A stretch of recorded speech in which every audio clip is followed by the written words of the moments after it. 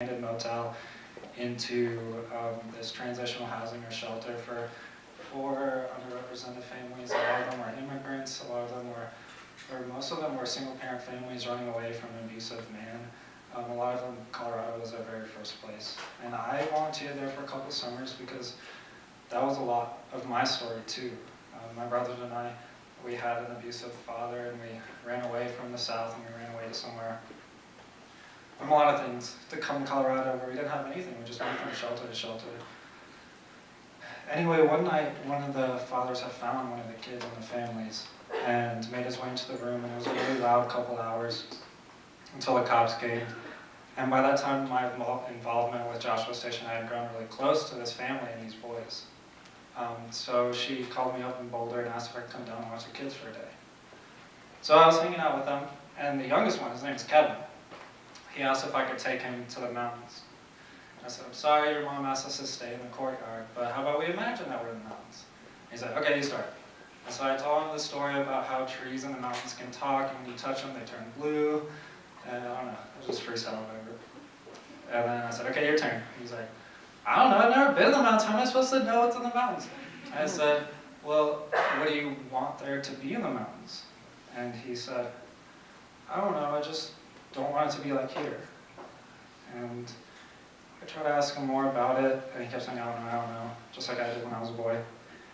And then finally I said, okay, try writing like a fairy tale story about you moving to the mountains or some magical place. Like, well, how would you write that story? And this is where he helped me come up with the first little bit of this. But his first response, it was the first time we didn't say, I don't know right away. And he took a couple sentences and he said, I don't know, I just don't like all the words here. I don't like all the words my father uses. I don't like the words my mom says. I don't like the words that my teacher says, what the lawyer says, the cops say. I don't really like the word Denver. It's a stupid word. It doesn't even mean anything. Denver, what does that mean? But he said, I like the word mountain. So this poem is called Mountain.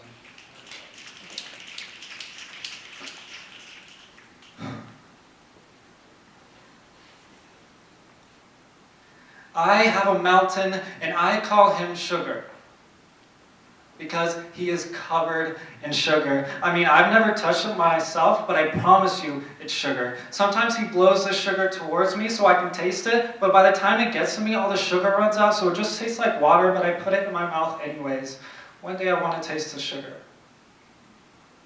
My mountain is so big, you can see him no matter where you are in Denver. I don't have to stand on my toes. I can see it out the car window. I can see him at night too. My mountain is glow-in-the-dark brown. My mountain is pillows and chalk. My mountain is a story that I read over and over and over and over again. My mountain tells me that we're going to have money next week, and I believe every time he whistles to me. My mountain is a church pew I lay and pray on until I fall asleep while my mother takes me to the car. My mountain looks like love. My mountain doesn't leave me. My mountain is a man, but big and scary, but in a good way. My mountain plays basketball with me. He tells me stories that he made up about me. He makes Colorado sound less stupid. My mountain doesn't yell. My mountain doesn't speak, is quiet. My mountain is calm.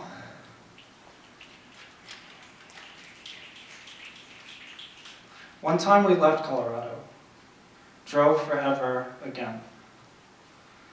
My mom couldn't stop crying. I never know why. Every time she does, I can see my mountain again. If I could sing, I would tell my mother that everything is going to be all right. Maybe she will believe me this time. If I could dance, I would show my brothers the day we escaped and tell them a story of blood, hope, and secret love. Show them that our tears have the same salt. Tell them the stories of talking trees and sleeping mountains. If I could ever look into someone's eyes again, I will save it for my daughter because I know that she's going to have to fight too many things.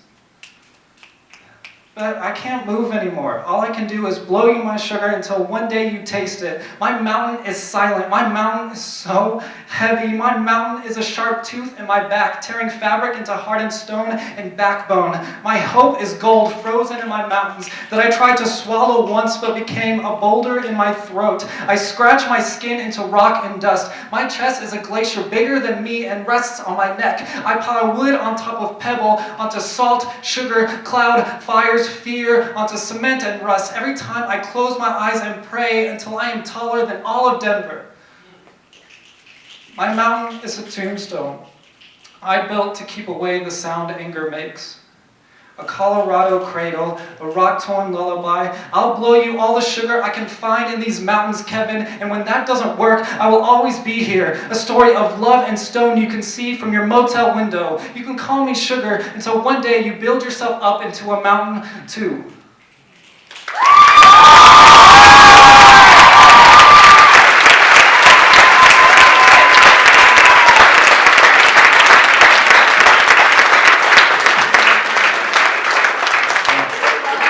Thank you, Sushia. Another round of applause. It's not easy to do that, y'all.